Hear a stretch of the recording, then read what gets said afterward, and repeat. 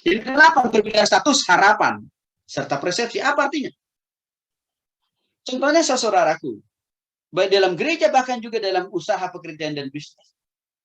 Ya, setiap karyawan itu, setiap orang yang ada di dalam pelayanan dalam usaha bisnis itu, ya, mereka kan memiliki, ya, posisi yang berbeda, gaji yang berbeda, divisi yang berbeda, bidang-bidang pelayanan yang berbeda.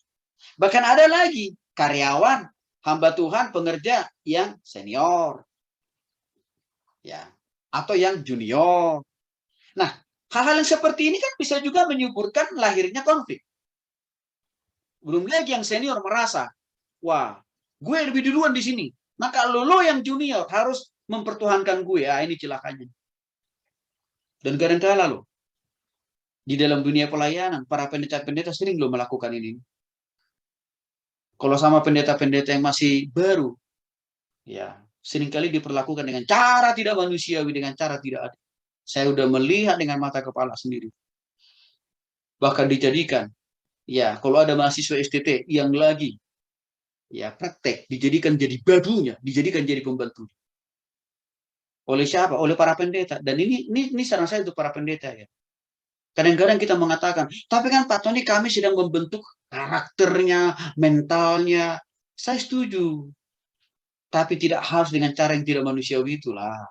Pertanyaan saya, kalau Bapak Ibu diperlakukan begitu gimana? Mau nggak? Memang saya lihat juga.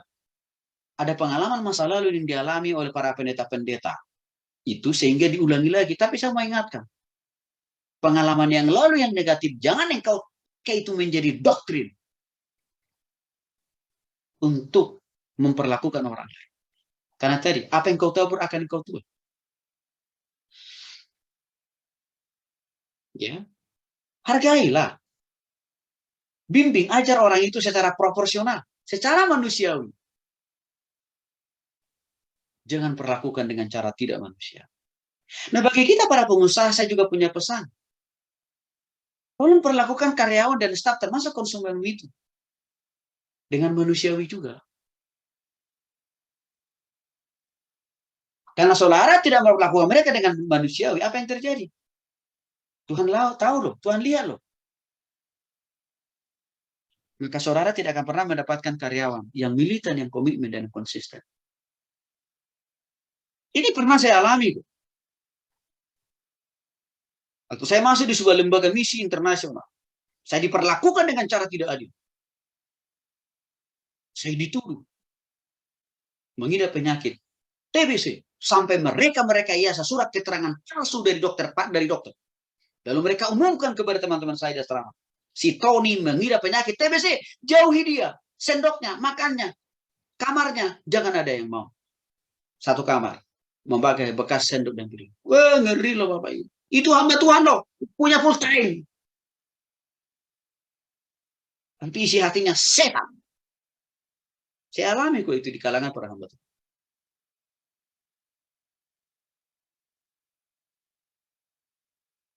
Ya. Dan saya kira orang itu akan tetap dituntut pertanggungjawaban oleh Tuhan. Saya kira orang-orang itu akan menuai seperti apa yang Tuhan katakan. Apa yang kau tabur akan kau tuai. Apa yang kau perlakukan dengan tidak baik kepada orang lain akan yang kau tuai. Ya. Jadi saya lihat orang-orang itu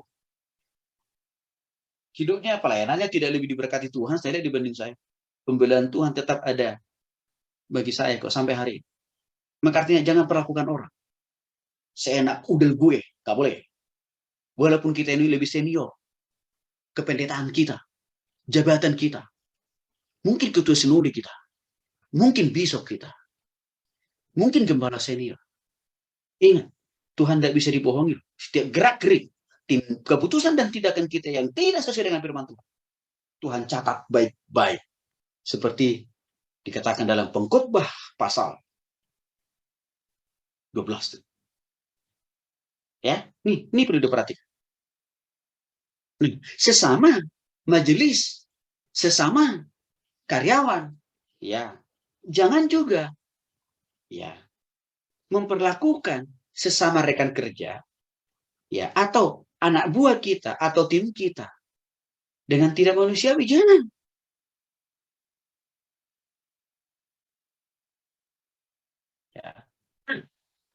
Maka untuk itulah semua orang ada dalam organisasi pelayanan gerejawi atau usaha bisnis pekerja.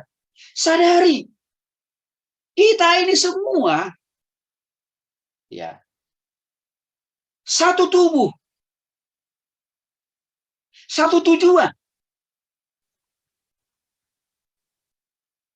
Dan kita ini semua satu rumah besar di dalam Kristus Yesus, juga di dalam satu gereja, juga di dalam satu usaha pekerjaan dan bisnis ataupun juga di dalam perusahaan itu. Maka untuk itu Bapak Ibu yang dikasih oleh Tuhan Yesus Kristus dalam 1 Korintus pasal yang ke-12 ayat yang ke-14 sampai dengan ayat yang ke-27 Bapak Ibu. Di sana Rasul Paulus menjelaskan kepada kita, karena tubuh juga tidaklah terdiri dari satu anggota tetapi atas banyak anggota. Apa saja yang ada di dalam tubuh kita ini? Kita punya mata, kita punya hidung, kita punya mulut, kita punya telinga, okay? Kita punya tangan, kita punya kaki, kita punya rambut. Oke, Bapak Ibu? Itu ada di dalam satu tubuh kita loh. Ada banyak panca indera kita. Ada banyak bagian-bagian yang ada dalam tubuh kita. Artinya apa? Waktu kita ada dalam sebuah pelayanan, sebuah gereja, sebuah persekutuan, sebuah denominasi. Ya.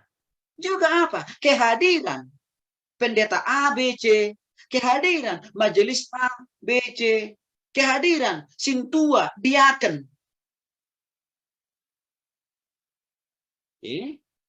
Pengurus divisi bidang pelayanan, kaum bapak, kaum ibu, remaja, pemuda sekolah minggu, termasuk juga jemaat loh, cleaning service, security.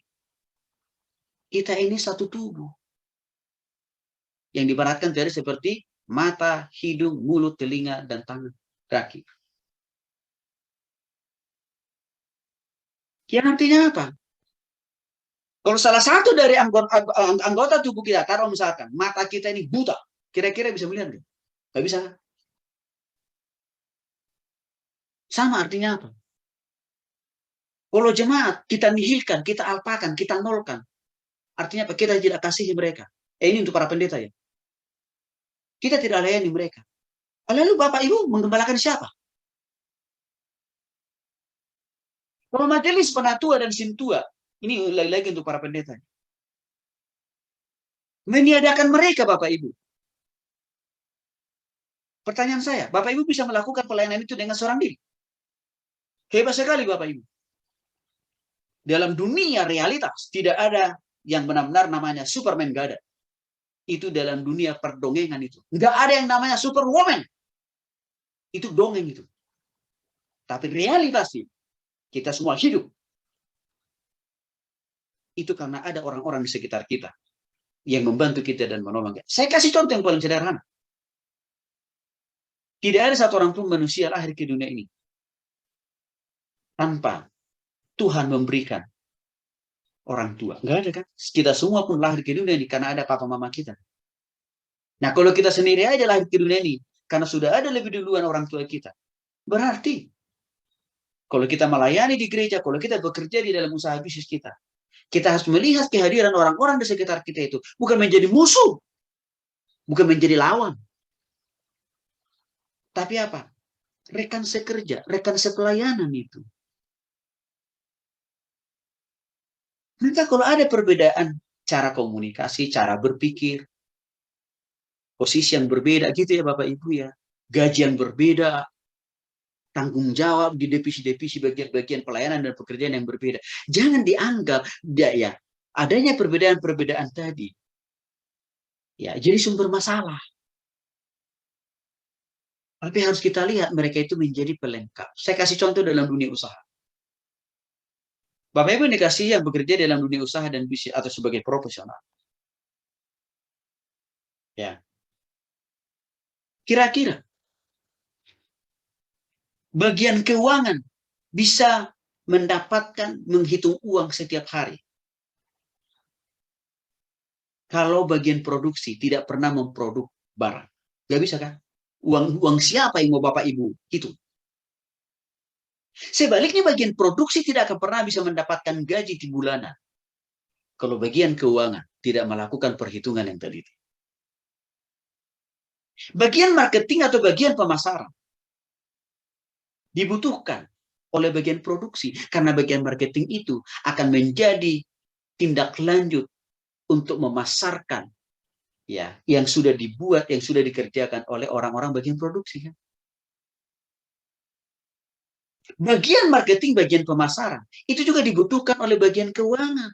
Karena kenapa? Bagian keuangan akan bisa mendapatkan pemasukan setiap bulan.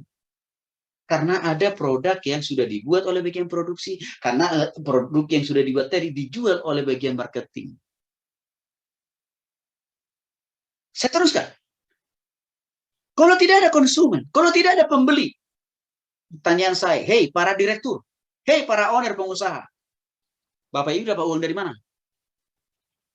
Dari Hong Kong gitu? Turun dari surga? Tetap ada konsumen kan? Maka maksud saya begini, kita semua harus berpikir, kita memang nyata-nyatanya, kita punya banyak perbedaan. Status kita, harapan-harapan kita, persepsi kita, tujuan kita, motivasi, punya banyak perbedaan begitu. Tapi harusnya ini tidak perlu menjadi sumber konflik.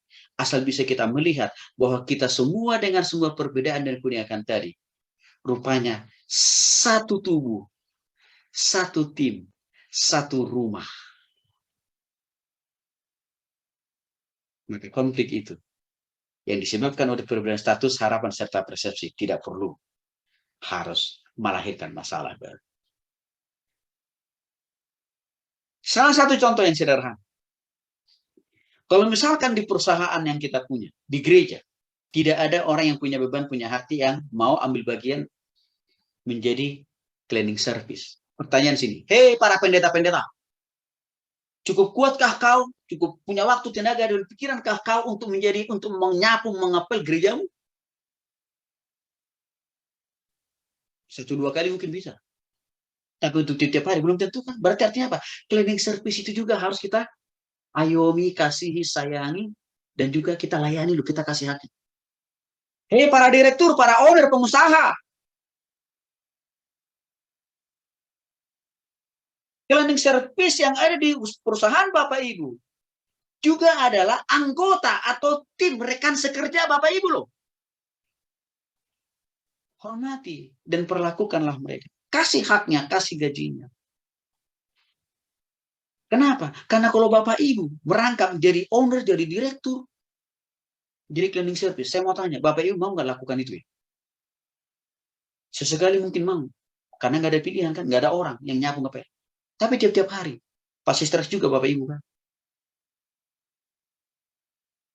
Seringkali kita menganggap dan sangat rendah harga diri orang hanya karena pekerjaannya dia itu jadi CS atau cleaning service. Jangan lupa Bapak Ibu.